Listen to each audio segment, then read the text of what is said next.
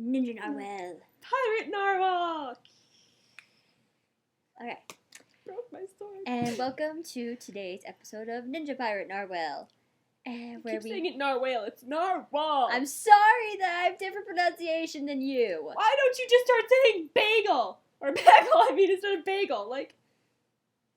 Just like Community. Alright, so today's episode is on the origins of zombies and vampires. And rabies! Not Yes. the origins of rabies, but what it has to do with that. Yes, so basically the basis of vampires and zombies all goes back to rabies. So, have you ever read the book or seen the movie Cujo? Yeah, don't. Don't! I cried. And I never cry over books or movies, unless it's Harry Potter. It's true. So sad! The little boy dies, and there's a super nice dog that gets rabies, and he's all mean, and he kills people. It's not nice. Don't read it. Don't read it. I was warned. If you have read it or have seen it, then you kind of know the basics of what the symptoms of rabies are. They generally show up about 1 to 3 months after infection. Early symptoms are very similar to the flu, which include headache, fever, and general tiredness, numbness or pain at the site of the bite. So you should always get bites checked no matter how small they are. So that's our little warning of the day. If an animal scratches you with its teeth, go to the doctor. Don't be like, I'm different! Nothing will happen. Don't be that guy. You're not immortal. Don't be that guy. We'll start an apocalypse and we will all hate you. Later on, you will experience such things as insomnia, hallucinations, paralysis, hydrophobia, which is the fear of water. If you didn't get the hydro part, you might get kind of hypersensitive to light, things like that. You'll also really want to bang everything. Yeah, your sexual activity goes up majorly. It's crazy. It's just no good. Yeah, it's bad. And so that's kind of where the whole sexy image of a vampire comes from, because all they want to do is fuck. They just basically. Like, bang time! Way to be blunt about it, Melissa. For banging. Shut up, Taylor. Yes, we have a little script here. We do. I wrote it, because I'm smart. With your terrible handwriting. Shut up. It's in red pen. It's hard to read red pen, and I was not intending you to read it, too. Well, they weren't always that sexy either. The original image of the vampire was actually more of a corpse, like a walking corpse. Basically like a zombie, but with fangs for sucking blood, because blood's nummy in your tummy. And vampires came up when people would have dreams that they believed that a loved one was still alive. Yeah, so here's your scenario. Some chicks, like my best friend, boyfriend, father, cousins, twice removed, something or other, just died. They go to sleep, they're thinking about it, so they have this dream that this person that's dead visits them. So they, of course, believe it's real because they're crazy.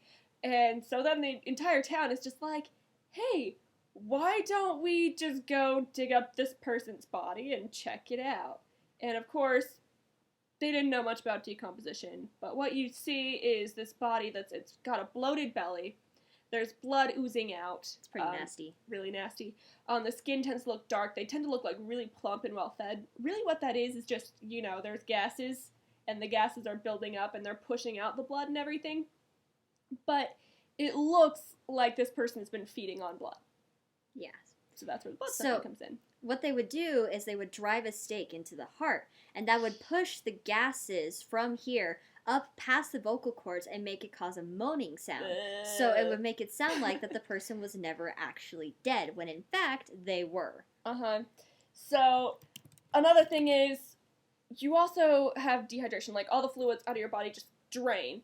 And so your skin contracts, your gums contract, things like that. So it makes your hair, your nails, and your teeth all look longer and larger. So that's, so people will be like, oh, they're still alive. Their nails are growing and their hair's still growing, and also the fangs.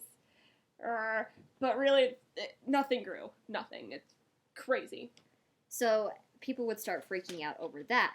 And also another thing would be when people unintentionally buried someone alive. So the person would be banging on the coffin trying to get out, and it would sound like it was the living dead. Mm-hmm. And also another cause for the noise could have possibly been the gases bubbling. Yeah. So that's where the origin of the vampire came from. And it could just kind of evolved into this it was mostly based off of disease. Yeah. A lot of the things that affected also were like TB, which is tuberculosis, also a nasty disease. Don't get that; it's bad. Don't go out anywhere if you do get it, because it's gross. If you give me TB, I'm going to be angry at you. You're gonna be angry if you get any of these diseases. It's true. I don't like diseases. Bubonic plague, actually, like, you know, all these diseases, because disease is scary. It's a scary thing. I'm afraid of disease. Like, I'm so freaking afraid of rabies. I'm never gonna get it, but I'm afraid of it.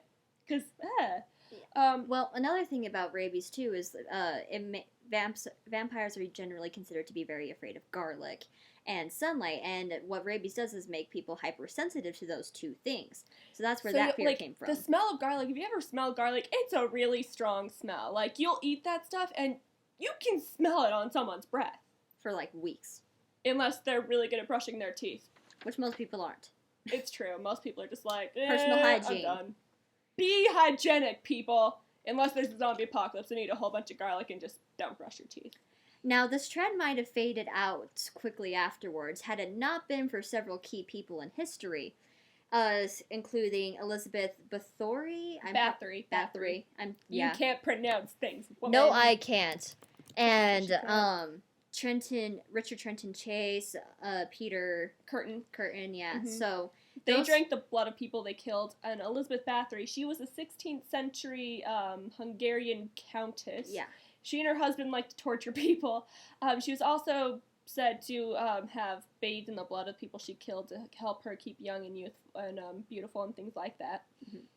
So, also, another thing about rabies, since we forgot to mention this earlier, you know, people, it disrupts your sleep patterns. And of course, you're already not liking sunlight, so you're going to be nocturnal. That's where that comes from. And legend said that if a man could look at his own reflection, he wasn't rabid. So that's where the mirror bit comes in. And then wolves and bats are often considered, you know, vampiric symbols, and that's because they're common carriers of this disease. When there was a huge epidemic of rabies in the 1800s, it was actually spread by wolves.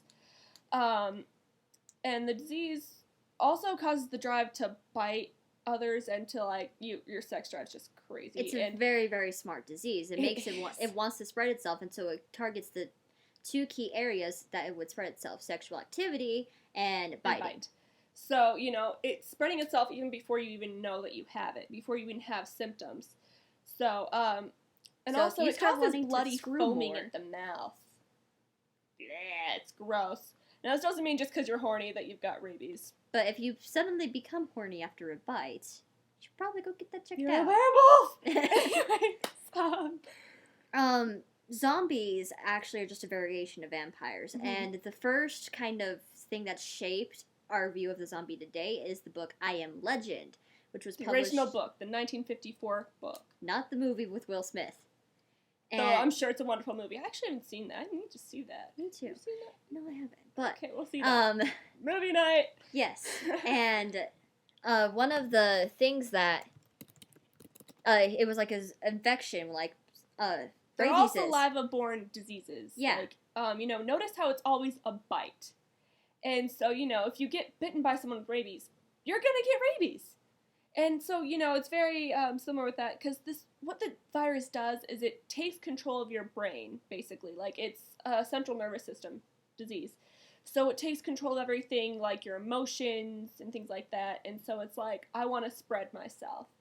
So I'm going to make you super horny, so you're spreading it through, like, bodily fluids like that. I want to make you super aggressive, so you're biting people. And so, you know, all the while it's replicating in your saliva. So that way, eventually, like, 3 months later, you start getting these symptoms, you know, flu symptoms, and all of a sudden you're like, let's go crazy! And then after that, you're gonna die. Like, basically, you really do start to kind of decompose. You do.